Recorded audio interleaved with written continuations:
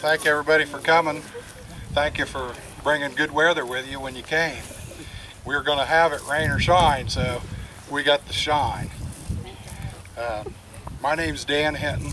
I'm the commander of General Benjamin D. Ferry Camp No. 2, Sons of Union Veterans of the Civil War from Marietta-Parkersburg area is where most of our membership comes from. But we're scattered all over. Anybody that's interested in membership, we'll be glad to have you in, and we're pretty active. We do a lot of stuff for Civil War veterans and for veterans in general, so we'd be glad to have you. I'd like to open with the benediction by Andy Francis. He's our chaplain for Camp No. 2.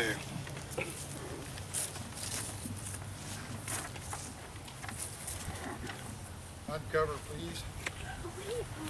Supreme Ruler of the universe, God of battles and peace, we thank you for this day and hour, for this privilege of meeting here as sons of sailors and soldiers to do homage to a nation's dead.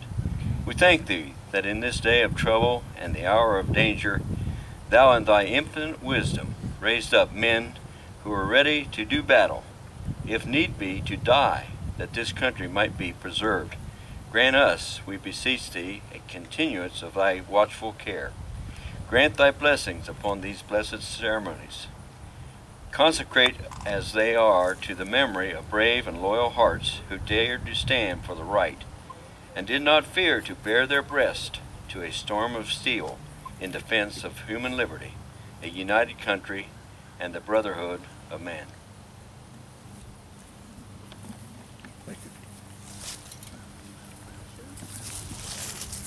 A word before I go any further. Chaplain Andy here will be reading from the service from a manual that was written in 1911, 100 years ago today. And as you all know, this is the 150th anniversary of the commencement of the Civil War. And this manual was written while Civil War veterans were still there. So many of the words are designed for the presence of GAR members. Next, I'd like to have the Pledge of Allegiance led by our Senior Vice Commander, Marvin Miracle. Clear down on the end.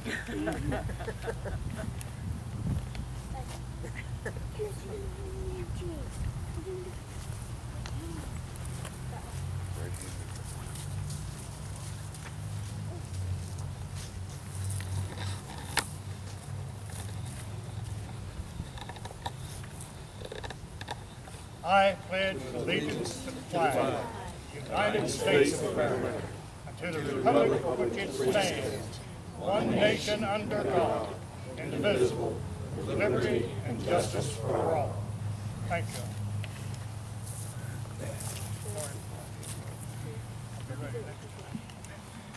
Took him by surprise on that one. Next, I'd like to introduce a speaker that's come all the way from the other side of Columbus for this. The Sons of Union Veterans is composed of different departments, generally associated with the states, but mostly geographical areas. Our own Ohio department helped to sponsor this monument, and I'd like to introduce Jonathan Davis, the Junior Vice Commander for the Ohio Department, Sons of Union Veterans. Thank you, Dan. We are the sons of Union veterans of the Civil War. We are the descendants of men who fought to save the Union. Their blood runs in our veins. We, as descendants and legal heirs to the Grand Army Republic, are a direct link to these men. We honor our ancestors by keeping alive the memory of their service and sacrifice. Because we remember, some part of them lives in us. Because we remember their sacrifice was not in vain. Because we remember the nation that they fought to save endures and thrives, and they can rest content in their graves. Some of our current projects include honoring the last veteran in each county for which we are here today. We also conduct headstone dedication services throughout the year, usually after a family member finds the graves of their ancestor. We assist and guide them in obtaining a headstone for that grave. Another project is our National Graves Registration. Our goal is to find and register the graves of all Civil War soldiers who served in the Civil War. These veterans were our ancestors, our forefathers, our namesakes. They were husbands, sons, fathers, brothers. They were men who believed that the United States of America was a nation, one nation under God. To hold that nation together, to remain true to the principles on which this country was founded, and at the call of country they surrendered every comfort, gave up home and father and mother, brother and sister, wife and child. For what? For the monotony and the drudgery of the camp, for the solitude and danger of the picket line, for the weary, never-ending march under a burning sun or a wet and bitter cold, for the fierce battles, for the wounds, for the months of worse than death in a horrible prison pen, for the pangs of hunger, for the hospital, for the pain, the suffering, the anguish, the terrible homesickness, and to a numbered death. They were noble martyrs in a righteous cause.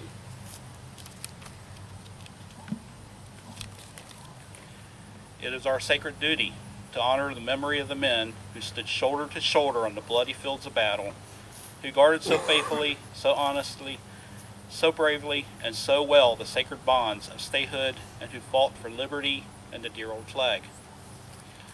Oliver Wendell Holmes, who served as Associate Justice of the Supreme Court and was a Civil War veteran, urged that we not ponder with sad thoughts the passing of our heroes, but rather ponder their legacy, the life they made possible for us by their commitment and pain.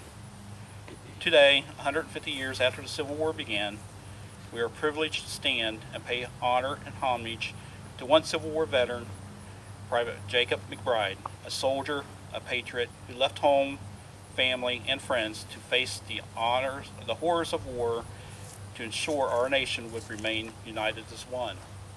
Today, we honor the honorable. Thank you.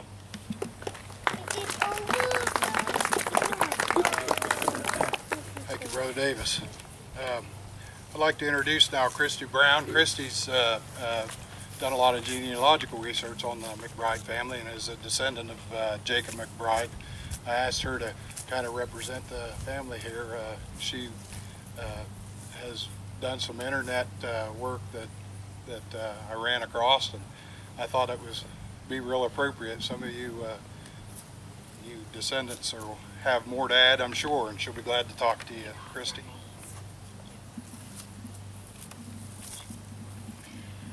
Jacob McBride is a hard man to talk about. There's not much known about him. Internet searches show basically his birth, when he died, his military information, names of his wife and his children. There's plenty of information if you look on his grandparents. Everything from his grandmother, Christina Crow, being attacked by Indians, to his grandfather, John McBride, breaking his leg in an attempt to win the hand of Christina in a contest. It is known that after the Civil War, Jacob returned to Noble County, where he worked on his farm for the next 70 years. In 1868, Jacob married Adeline Moore, and together they raised 7 children on a little farm outside Caldwell. My great-grandfather, Leslie McBride, was the youngest of those 7 children. Today we stand here surrounded by Jacob's descendants. His daughter, Bernice McBride Dyer, is buried nearby. His son, Leslie, is right beside him. His grandchildren, Ruth and Claire and Bonnie, are buried right back behind us. And we're surrounded by the graves of 3 generations of Jacob's descendants. And we're also here with several generations of his living descendants. My uncle told me not that long ago that my grandmother would tell him he had been named incorrectly. His name should have been Jake because he acted just like Jacob. That comment had me thinking, even though we're here today to honor the last of Noble County's boys in blue, I don't believe that Jacob truly is dead. He may be buried under the ground where we're standing, but a piece of him lives in me, my sister, my mother, my nieces and nephews, my aunts, my uncles, and each of my cousins. A little piece of him lives in every one of his descendants. I only hope that us as a family has made him as proud today as we are of him. Thank you. Is it over? No, Gary. You got that. Thank you, Christy. I'd like to introduce now a fellow I've come to know and admire. He wears many, many hats. Danny Shaw is the mayor of Caldwell. He's the head of the Noble County Veterans Service Office, and I'm not even going to try to say what else he does. But he's a fine man that I've come to know and regard highly, and also a member of the VFW, which has offered us a lot of help with this. Danny. Thanks, Dan. I done a little research on Jacob McBride myself. First of all, I'd like to welcome you to Olive Cemetery. This cemetery is owned and maintained by the village of Caldwell. Our street department does all the mowing and maintenance up here. In the spring of the year, it's one of those things, by the time you get finished, it's time to start over again. My son worked 2 summers while he was in high school, and he told me one day, "Dad, I didn't realize how many tombstones there was in the cemetery up there until I started weed eating around all of them." We have over 360 some veterans buried here in Olive Cemetery. As you can look around and see that there's flags almost everywhere. And if you noticed when you come in, we just erected a new Veterans Monument at the entrance to the cemetery, a new flagpole with the American flag and POWMIA flag. Excuse me. That was a project of a local high school boy that was working on his Eagle Scout project.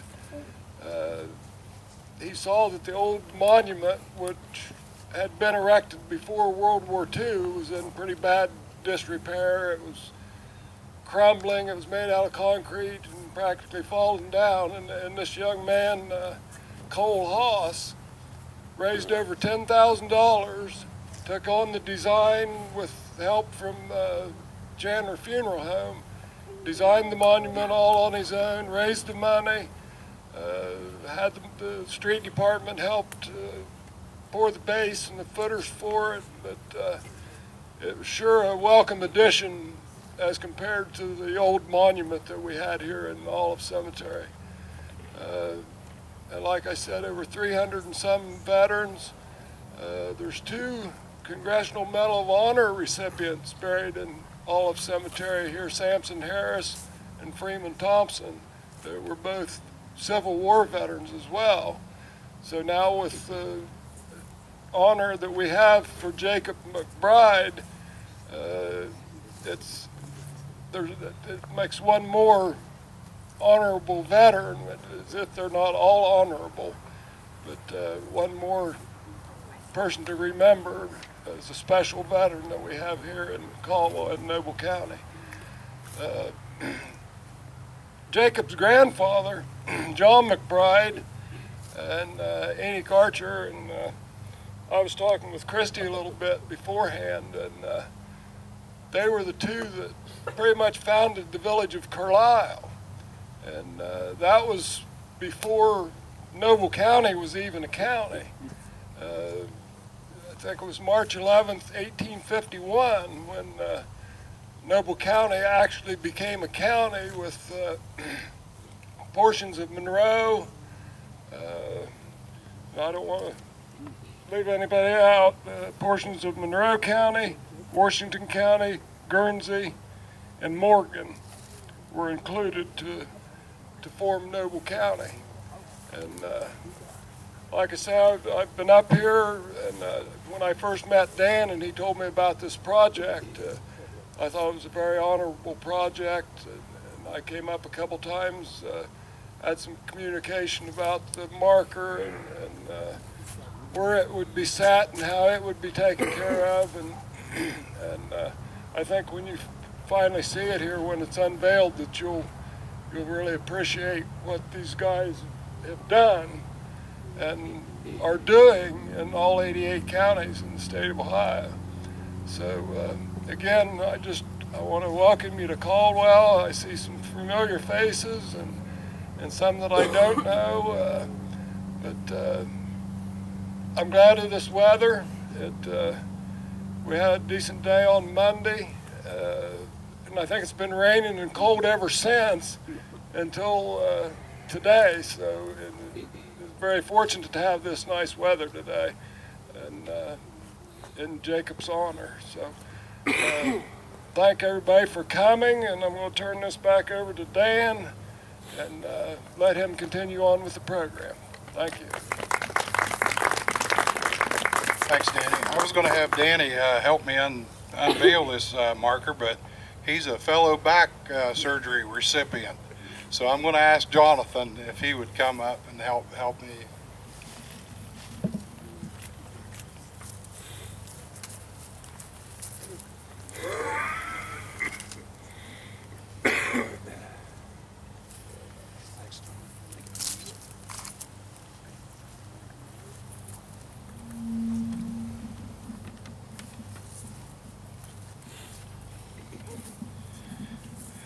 Here in honored glory lies the last Union Civil War veteran buried in Noble County, Jacob McBride, December the 2nd, 1844 to October the 4th, 1941. Company G, the 186th Ohio Volunteer Infantry. May their deeds and sacrifices remain evergreen in our memories. That's a fitting tribute to Jacob. Just briefly, I wanted to, before we fire the salute, and it's not on your program, I wanted to give you just a brief outline of what the 186th Volunteer Infantry actually did. And Jacob McBride would have been right with them. We don't have any specifics that he was anywhere else, so I assume that he was right there with them the whole time. The 186th was organized at Columbus on February the 1st, 1865, commanded by Colonel Thomas Francis Wild, formerly of the 116th Ohio Volunteer Infantry. They were mustered into the U.S. service at Barnesville, however, on February the 14th. From there, they moved to Columbus, and after being drilled and equipped, they left Columbus for Nashville, Tennessee, and on the 8th, they left for Murfreesboro, and arrived there on the 10th. Ordered to march from Nashville to Murfreesboro with 10 rounds of ammunition per man. Hopefully they didn't run into too much trouble. From there they took railroad cars to Chattanooga, where they were assigned the following position dated below on April the 30th of 1865. The 186th was commanded by Colonel Wise. It moved by rail to encamp at Cleveland, Tennessee, to form a garrison, commanded by Colonel Kuffner of the 149th Illinois. They were thus assigned to the Army of the Cumberland, commanded by Major General George H. Thomas of the District of Etowah, that's the Etowah River, under the command of Major General James B. Steedman. They were assigned to the 2nd Brigade, 2nd Separate Division under Brigadier General Felix Prince Salm. They transferred to the 2nd Brigade, the 1st Separate Division, soon after, on May the 2nd, 1865. On June the 9th, 1865, at Chattanooga, 10 of the members of the 186th were wounded badly. One of them was killed in an explosion of an ordnance warehouse at Chattanooga. The fire had started in a brick ordnance house by the sparks from a locomotive and spread to 2 other warehouses. The fellow that was killed was 27-year-old Philo V. Barnes, who burned to death that day. He's buried at Chattanooga, Tennessee National Cemetery there. Others of Company G who served with Jacob, who died in the order of their death, were James Swaney, who died of pneumonia at Cleveland, Tennessee, on March 21st of '65, and is buried at Chattanooga. Harvey H. Smith, died of disease at Cleveland, Tennessee, April the 11th, 1865, buried at Chattanooga. Isaac Enix, Jr., age 25, died of disease at Cumberland Hospital, Nashville, buried at Nashville. Elijah Forshee, Company G, died of disease at Brown Hospital in Louisville, Kentucky, and was buried at Cave Hill Cemetery, Louisville. Adam Warner died of sunstroke at Cleveland, Tennessee, and was buried at Chattanooga on July the 12th, 1865. Isaac Archer, aged 24, died of disease at Cumberland Hospital, Nashville, September the 4th, 1865, buried at Nashville National Cemetery.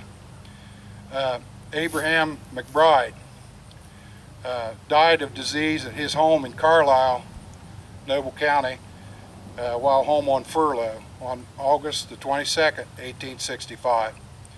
On July the 20th, the 186 was relieved of their duty at Chattanooga and ordered to Nashville, where they were assigned to the 2nd Brigade, 1st Separate Division, and combined with other brigades to form a single brigade. The Army was beginning to be sent home at this point. On September the 18th, 1865, they were mustered out at Nashville, Tennessee by order of the War Department and returned to Columbus by rail.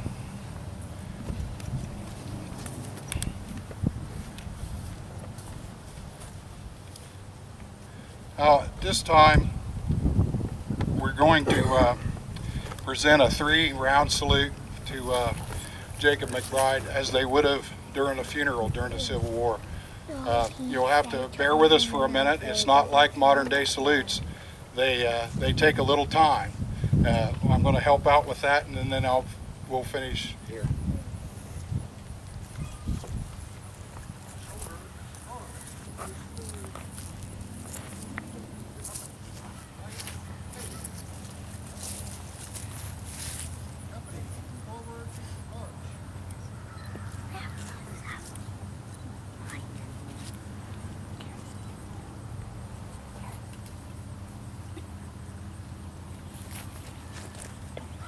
You can grab pictures of hers up there on his if you want.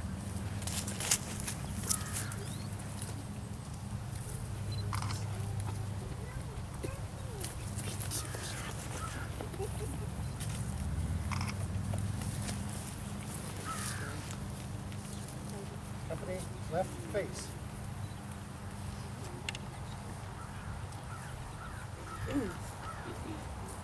Company, by the left wheel from the stop, march.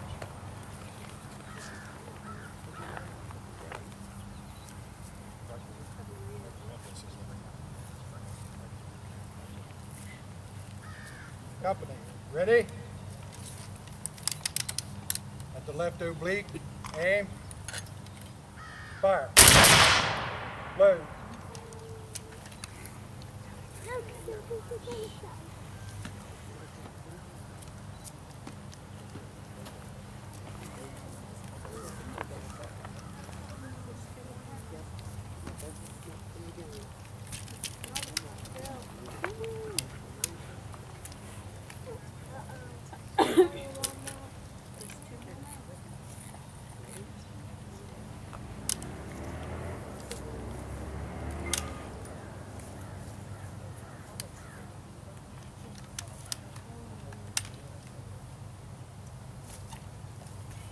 Company, ready?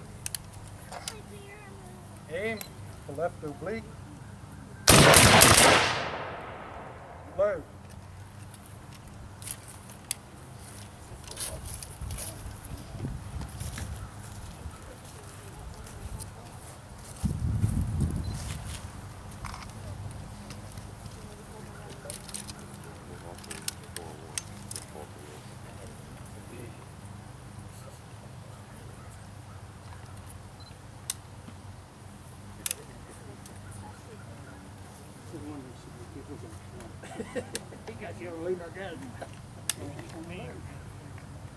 Company, ready?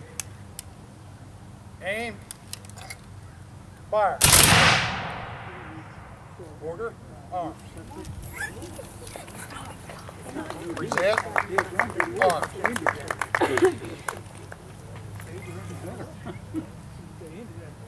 white man gun always loaded.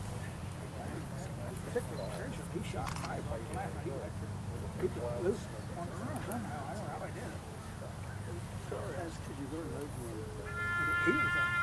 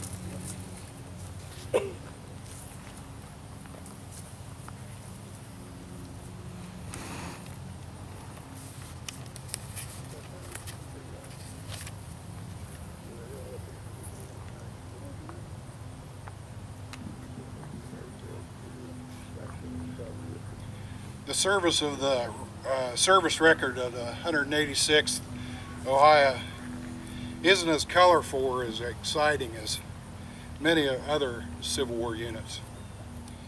We have to remember, though, that the men of the 186th and others who enlisted late in the war enlisted at a time when their country, when our country, was split in two parts.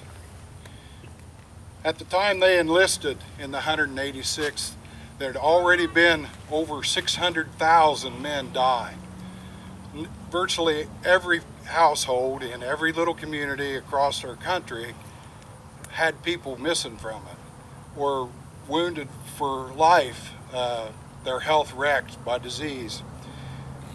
When they enlisted in the 186th, they didn't know how long they were going to be in there. Their enlistment was for 1 year.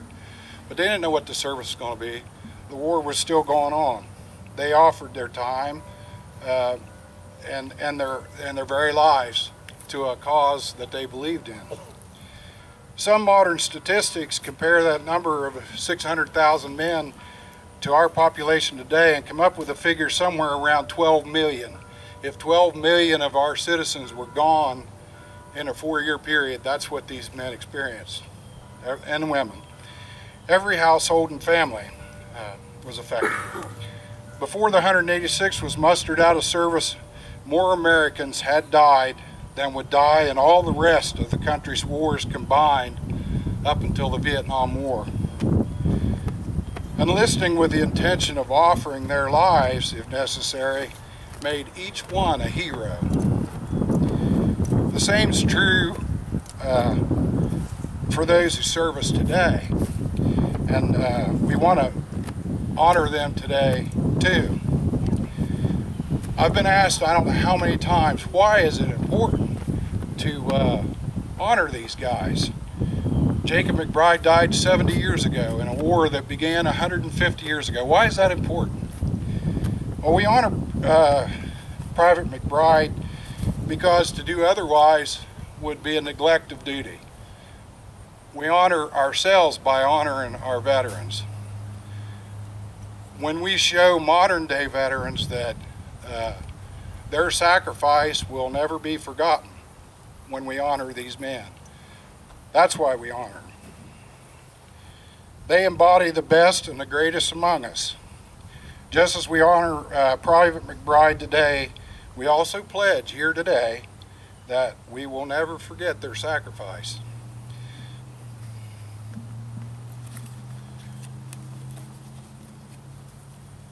I'd like to conclude now with the final benediction by our chaplain, Andy Francis, from the manual of 1911.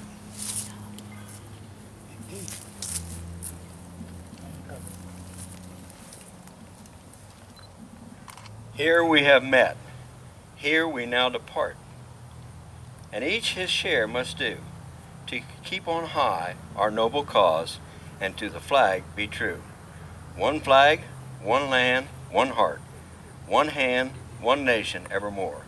In loyalty we faithfully be, until this life is o'er.